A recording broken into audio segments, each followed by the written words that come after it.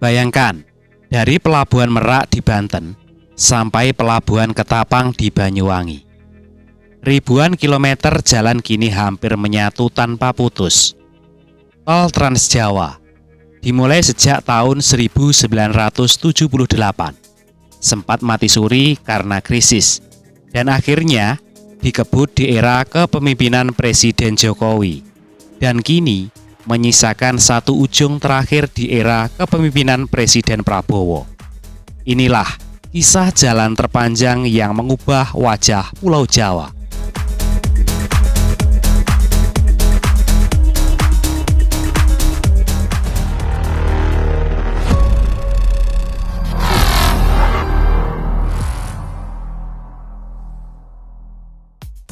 Selamat datang kembali di videonya WAC. Kembali kita menyusuri jejak pembangunan dan meresapi nafas alam Indonesia. Sebelum Anda menonton lebih dalam video ini, jangan lupa untuk like, komen, dan juga subscribe dan tekan notifikasi loncengnya agar Anda semuanya tidak ketinggalan update terbaru dari WAC. Sahabat infrastruktur Indonesia, Tol Trans Jawa adalah jaringan jalan tol raksasa yang menghubungkan kota-kota utama di Pulau Jawa. Membentang dari Pelabuhan Merak di Cilegon, Banten hingga nantinya benar-benar tersambung ke Pelabuhan Ketapang di Banyuwangi, Jawa Timur. Jalur ini mempertemukan dua pusat ekonomi terbesar di Indonesia. Seperti halnya Jakarta dan Surabaya dalam satu garis darat tanpa lampu merah. Dalam rencana besarnya, panjang tol Trans Jawa ditargetkan mencapai 1.232,78 km. Saat ini, yang sudah beroperasi dari Merak hingga Pasuruan mencapai 1.056,38 km, terdiri dari sekitar 20 ruas tol aktif. Tak hanya berskala nasional, Trans Jawa juga masuk ke dalam Asia Highway Network, jaringan jalan lintas Asia yang menghubungkan kawasan Asia Tenggara hingga Timur Tengah dari Indonesia hingga Iran. Jalan alternatif Pantura dan tulang punggung baru transportasi. Sebelum tol ini hadir, Pantura adalah raja jalanan Pulau Jawa. Seluruh logistik, bus antar kota, dan juga distribusi barang bertumpu di sana. Ini Trans Jawa menjadi jalur alternatif utama lintas provinsi, lebih cepat, lebih aman, dan juga lebih stabil. Bagi dunia ekspedisi dan juga transportasi, waktu tempuh makin singkat, jalur distribusi makin rapi. Bus akap ini bisa memperluas trayek hingga lintas Jawa Timur. Kenyamanan penumpang meningkat drastis, dan juga apa yang dulu terasa jauh, kini terasa dekat.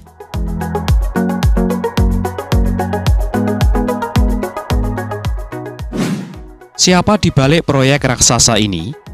Tol Trans Jawa berada di bawah pengawasan Kementerian PUPR dan juga Badan Pengatur Jalan Tol atau BPJT.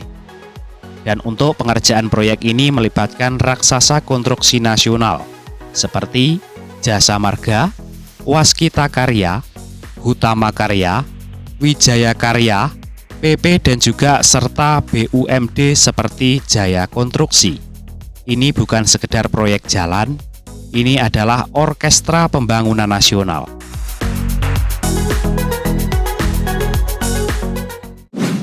Jejak awal dimulai sejak tahun 1978 di era Soeharto. Sejarah tol di Indonesia dimulai pada tahun 1978. Saat itu tol Jagorawi diresmikan dengan panjang 59 km. Inilah batu pertama perjalanan panjang tol Trans Jawa. Sejak awal, Trans Jawa memang dirancang sebagai alternatif Pantura. Namun, mimpi menyambungkan barat dan timur Pulau Jawa ternyata tidak mudah. Masalah demi masalah terus muncul. Seperti halnya keterbatasan anggaran, pembebasan lahan, dan juga krisis ekonomi. Krisis 1997, proyek terhenti total. Pada tahun 1997, krisis moneter menghantam Indonesia. Banyak proyek infrastruktur berhenti termasuk Trans Jawa. Trans Jawa pun menjadi PR besar bagi presiden-presiden berikutnya. Seperti halnya Presiden Habibie, Presiden Gus Dur, dan juga Presiden Megawati. Selama lebih dari 2 dekade, proyek ini berjalan tersendat-sendat. Dari tahun 1978 sampai tahun 2004. Yang berhasil dibangun baru sekitar 242 km.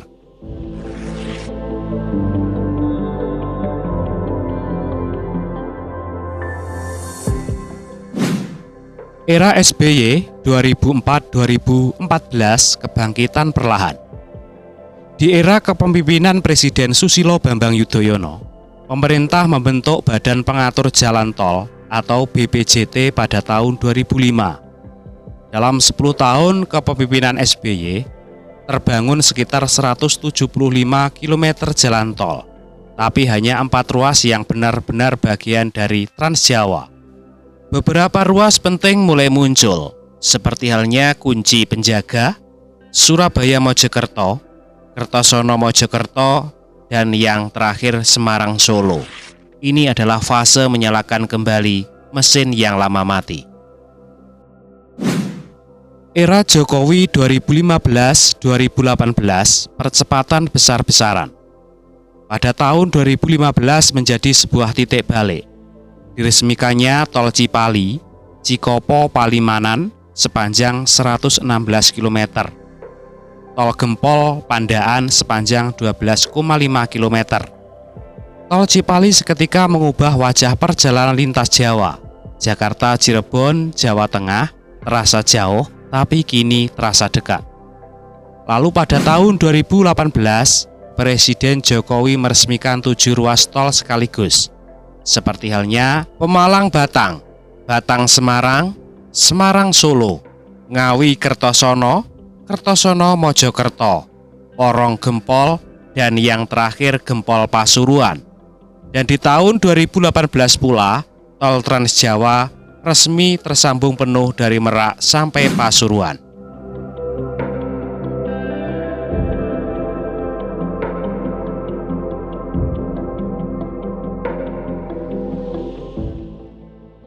Sisa puzzle terakhir, Tol Probolinggo-Banyuwangi. Namun Trans Jawa belum benar-benar selesai. Satu kepingan terakhir masih tersisa, yaitu Tol Probolinggo-Banyuwangi yang kini masuk proyek strategis nasional atau PSN. Target awal selesai pada tahun 2024, namun belum tercapai.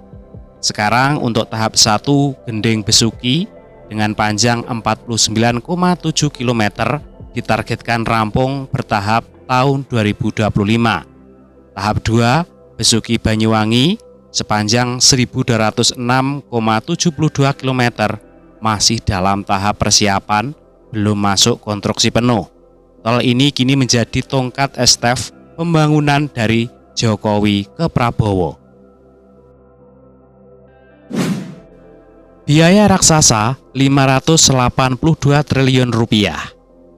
Menurut BPJT, data pada tahun 2019 yang dikutip dari Detik Finance, total biaya pembangunan Tol Trans Jawa mencapai kurang lebih 582 triliun rupiah. Sumber dananya dari 50% dari utang investor, 44% dari ekuitas badan usaha jalan tol, dan 6% dari APBN.